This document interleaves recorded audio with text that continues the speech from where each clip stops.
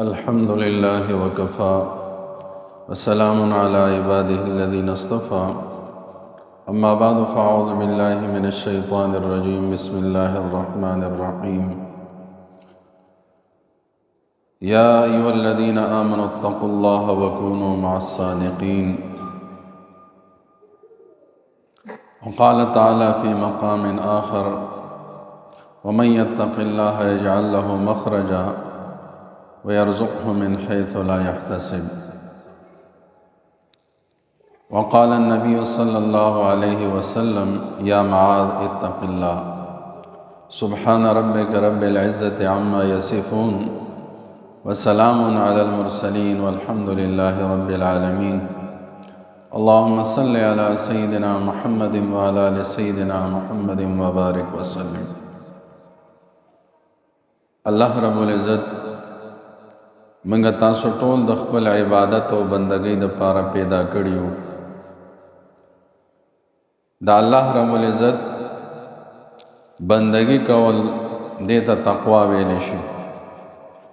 امتثال الاوامر والاجتناب عن النواهی، د کومو کارونو د کولو چې الله رب العزت حکم فرمایلی دی هغه کارونه کول، او د کومو کارونو نه چې پروردگار عالم منع فرمایلی دا داغینا ځان ساتل دیتا تقوا ویل کیږي. او الله رب العزت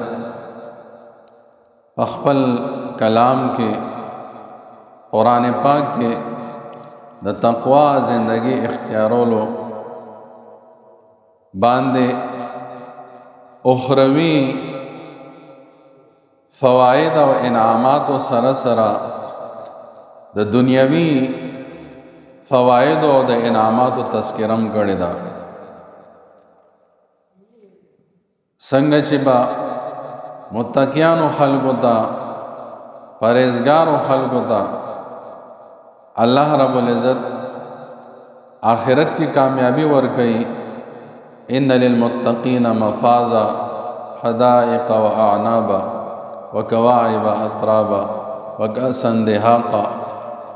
الله رب العزت په 13 سپاره کې وړومبي صورت کې د تقوا او اخروی فائدہ ذکر کړي چې کامیابی په آخرت کې متقیانو ته ملاويږي، او هغه به د جنت په صورت کې او د الله رب العزت د دیدار په شکل کې او د جنت د انعامات په صورت کې به الله رب العزت ورکی دا کامیابی. او دغه سره سره الله رب العزت د دنیاوی انعامات او د برکات او د فواید تذکرم کړی دا. ولو ان اهل القرى آمنوا واتقوا لفتحنا عليهم برکات من السماء والارض. الله رب العزت فرمای کچره د کلی والو ایمان راوړې وي او تقوا او پرهیزګاری زندگی اختیار کړې وي، الله رب العزت فرمای لفتحنا عليهم برکات من السماء والارض. ادای باندې ما د اسمانونو او د ځمکې د برکتونو دروازې کلاو کړې وي. نو د تقوا په برکت سره الله رب العزت پنجان مال اولاد پر رزق کې په صحت کې په پورا زندگی کې الله رب العزت برکتونه اچي. او دې سره سره الله رب العزت د تقوا بل فائدہ ذکر کوي. ومن يتق الله يجعل له مخرجا. دنیاوی فائدہ دنیاوی برکت د تقوا الله رب العزت ذکر کوي چې څوک تقوا پرهیزګاری اختیار کی زما د یری د وجنا زما نافرمانی پرېږدي، الله رب العزت فرمایي د دې په برکت سره به د تنګۍ نه د وتلو لار به ولا الله رب العزت فرمایي زه راوباسم. چې کلم دې راګیر شي، سب پریشانی کے مبتلا شي، حالات پیراشی د دغه ناموافق حالاتونه ناسازگار حالاتونه الله رب العزت فرمایي د وتلو لار به ولا زه راوباسم. بخاری شریف کی اور مشکات شریف کی حدیث دے. حدیث مفہوم دے نبی علیہ الصلوۃ والسلام د مخکینی امتونو یو واقعه ذکر کړي. نبی علیہ السلام فرمای مخکی امتونو کې یو درې کسانو د خپل علاقې نه د روزي د ګټلو د رزق په تکل کې وتل یو بل علاقې ته تلل. دغه سفر روان دي او دغه پلار کې دی باندې طوفان رااله. ای سفر په دوران کې طوفان رااله او د طوفان نه د ځان بچ کولو د پاره باران نه طوفان نه د یو غار ته نه وتل. چې څنګه غار ته نه وتل نو د مخامخ غر نه یو غټ راور غړېدو. د دې د غار هغه خولې بالکل بند کړه رااله. نو د یو مصیبت نه ځان بچ کو د دې نه غټ مصیبت کې مبتلا شو. بالکل د دیواره د غار هغه خوله بالکل بند شو. ډېر زور یې ولګو چې دغه غټ لري کې خوا غټ د خوځېدو نه و. دی پریشان شو چې اوس بس چل کېږي، اوس بس کوو او غټ مصیبت کې راګیر شو. دغه یو ملګري ووی چې د دغه مصیبت نه خو د الله نه علاوه بل څوک موږ نشي خلاصولی. نو داسې چل به وکړو چې موږ په خپل ژوند په دې اعمالو باندې نظر واچو چې داسې یو عمل موږ خالص الله رضا دپاره کړی چې هغه موږ الله ته وسیله کړو او د هغې په برکت او وسیلې سره موږ د رب نه سوال وکړو چې دا ګټ زموږ نه لرې کړي او موږ د دې غار نه راوباسي. نو هغه یو خپل عمل الله ته وړاندې کړو چې الله داسې یو موقع راغله چې ما به ګډې بیزې سرولې، ګډې بیزې به مې ساتلې او هغه به ما د سرولو دپاره وباسلې. د شینکي په تکل کې به زه تلمه د ګیا دپاره، هلته به مې سرولې. نو یو ځل زه ډېر لرې لاړم د ګډو بیزو سرولو دپاره او ما باندې چې ده نو تیاره راله، شپه را باندې راله او چې کله زه واپس کور ته رالم نو شپه وه او زما عادت دا و چې کله به ما ګډې بیزې راوستې نو هغه به ما ولشلې نو اول به پی ما خپل مور او پلار له ورکول، بیا به مې بچو له ښځې له خپله به څکل. زما دا دستور و دا طریقه و، زما معمول مې دغه و. نو چې کله زه ډېر ناوخته را واپس شوم او ما هغه څاروي ولشل او پی مې راړل نو زما مور او پلار اوده او بچی مې لا ویښود د لوږې د وجې.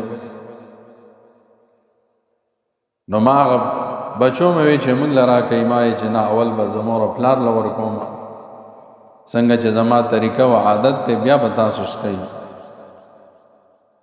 ما هغه جام مور او پلار ته نیولی و، راپاسول مې هم نه مې چې آرام کې به خلل راشي، بیا به له خوب ورځي نه بې آرامه به شي، سترګې ورغلي دي. نو د آرام کې د خلل د واقع کېدو د یری د وجې نه ما هغه د راپاسولو جرأت ونه کړو. ما خیر د زبا ورته ویښ یم چې کله هم دی راپاسېدل نو دا پی به وله ورکړم. زه سر ته ولاړم، کټ ته ولاړم د مور او پلار او هغه پی ما لاس کې نیولی و. په دې کې زما هغه ماشومان بچي موده شو دارنګه اوږي تږي او سحر ته نږدې چې د نو زما د والدینو سترګې وغړېدې او ما ورته هغه پیش کړل. والدینو د زړه نه ما ته دعا وکړه او ډېر زیات خوشحاله شو. وی یا الله که دا عمل ما خالص تا رضا دپاره کړی نو موږ د دې مصیبت نه خلاص کا، د دې غار د خوله راته کولاو کا.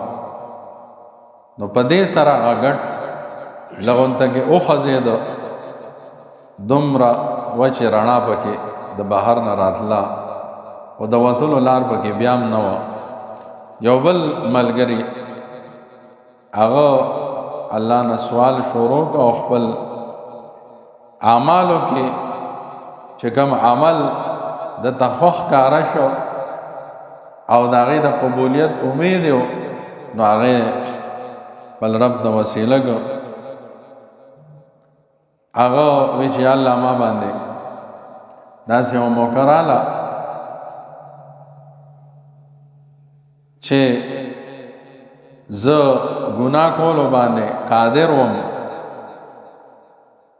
او یا الله ستا د یری چې ده نو ما هغه ګناه ونه کړه. نو یا الله که دا عمل ما ستا د رضا دپاره کړی نو د غار د خوله زمونږ ته کولاو کا. هغه کاڼې نور هم وخځېده خو بیا هم د وتلو لار پکې نه وه. بیا درېم ملګري هغه خپل عمل الله ته وسیله که په خپلو اعمالو کې چې د هغې د قبولیت زیات امید و. وایي یا الله ستا په علم کې ده چې ما یو مزدور په مزدورۍ باندې ونیسه او چې هغه مزدوري وکړه نو چې کوم مزدوري ورسره ما هغه ټاکلې وه هغه د هغې نه د سیوا مطالبه کوله او ما وله هغه عمره مزدوري ورکوله. په مزدورۍ کې وله څه غله مقرر کړې وه د هغې مقدار هغې چې ما کار ډېر وکړو نو ما له اوس مزدوري سیوا راکړه. په دې باندې چې نو وایي مونږ هغه ما سره روان شو ما مزدوري سیوا کوله نه چې کومه مې ورسره مقرر شوې وه نو هغه مې ورکوله هغه په هغې باندې راضي نه و په اخیستو هغه راته شته مزدوري پرېښوده او لاړه. نو چې کومه غله وه نو ما یې چېره دا خو را سره دغسې خرابېږي نو هغه وله ما وکرله هغې فصل تیار شو او د هغه چې اورېبلې شو نو بیا په هغې باندې وله ما یو وړوکی څاروی واغسته او د هغې نه چې نو هغه سیوا کېدل بیا مې وله مزدوري نیسه. نو ډېره موده پس هغه کس بیا ما څخه رالی او ما ته وی چې زه حالاتو کې ګیر یم بس هغه خپله مزدوري ماله راکړه. ما ورته ووایي چې خو فلاني ځای ته لاړ شه هلته چې څومره څاروي سریږي هغه ټول ستا دي سره د دې مزدورانو. هغه ما ته وی چې یاره ته ما پورې خندا کې ماله خپله مزدوري راکړه. ورته نه خندا نه کوم پوره تفصیل مې ورته ووی د هغې. نو هغه ډېر زیات خوشحاله شو دعاګانې راته وکړې رخصت شو او هغه چې څه هغه ټول هغه ما هغه ته حواله کړل.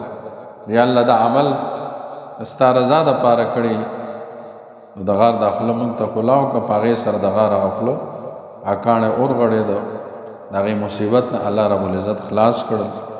نو الله رب العزت فرمایي ومن یتق الله یجعل له مخرجا څوک چې زما د یرې د وجې نه ګناه پرېږدي او زما صحیح بندگی اختیار کړي نو الله رب العزت فرمایي بیا دغه پرهیزګار متقي انسان